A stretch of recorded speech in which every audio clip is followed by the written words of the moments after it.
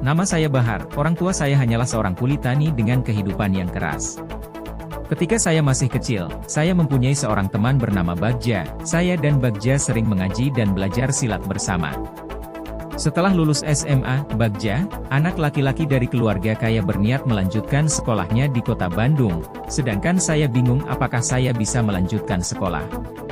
Saya menyadari bahwa tidak mampu, dan tidak memungkinkan secara finansial, yang akan membuat hidup orang tua saya semakin sulit. Di tengah kebingungan akhirnya saya ikut menemani Bagja pergi ke kota Bandung. Kita berdua pergi bersama-sama ke kota Bandung dengan tujuan berbeda. Bagja pergi ke Bandung untuk melanjutkan kuliah sedangkan saya pergi ke Bandung untuk menemukan takdir hidup. Sesampai di terminal bus Cicahem kita berpisah. Bagja melanjutkan perjalanan untuk kuliah sedangkan saya masih terhenti di terminal. Saya bingung harus kemana dan harus melakukan apa. Di tengah kebingungan, akhirnya saya memutuskan untuk bertahan di terminal dan saya memutuskan akan hidup di terminal, mencari makan di terminal. Menjadi pedagang asongan di terminal, menjual tahu Sumedang, lepet, dan telur asin, berjualan di dalam bus, menawarkan barang dagangan kepada penumpang sebelum bus tersebut berangkat meninggalkan terminal.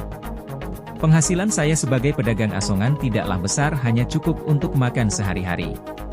Meski begitu saya selalu sabar dan mensyukuri rezeki yang didapat.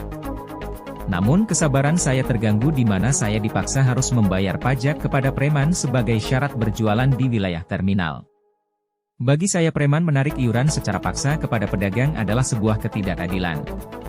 Hingga suatu hari datanglah seorang preman menghampiri saya untuk menagih iuran, namun saya menolak. Dengan kemampuan bela diri yang dipelajari saat berada di Garut, saya melawan preman tersebut dan berhasil mengalahkannya. Seketika itu nama saya mulai dikenal di terminal. Saya dikenal sebagai pedagang asongan pertama yang berani melawan kekuasaan preman di terminal. Saya diburu oleh seluruh preman di terminal. Akhirnya terjadilah pertempuran antara saya melawan sekelompok preman di terminal. Meskipun kalah jumlah, saya tak gentar sedikit pun dan tetap melayani kelompok preman tersebut seorang diri. Setelah pertempuran sengit, satu persatu kawanan kelompok preman berhasil dikalahkan. Berkat kemenangan ini kekuasaan preman di terminal telah runtuh dan menjadikan saya sebagai penguasa baru di terminal. Sebagai penguasa baru saya tidak ingin mengulangi gaya penguasa sebelumnya, di mana penguasa sebelumnya hanya memikirkan keuntungan dirinya saja tanpa memikirkan susahnya pedagang di terminal.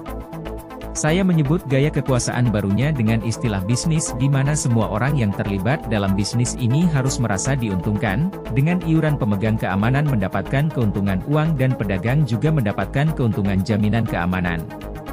Berjalannya waktu, tak hanya terminal yang menjadi wilayah kekuasaan Kang Bahar. Memperluas wilayah kekuasaannya dari terminal ke wilayah jalanan dan juga pasar. Setelah istri saya meninggal, saya memutuskan pensiun dari bisnis yang membesarkannya. Pernyataan pensiun dari Kang Bahar hanya disampaikan secara pribadi kepada Muslihat. Kang Bahar sekaligus menyerahkan kekuasaannya di wilayah terminal, jalanan, dan pasar kepada Muslihat. Itulah asal-usul saya memilih pensiun dari bisnisnya agar bisa lebih fokus membenahi hidup saya, keluarga dan juga orang-orang yang selama ini berada bersama saya.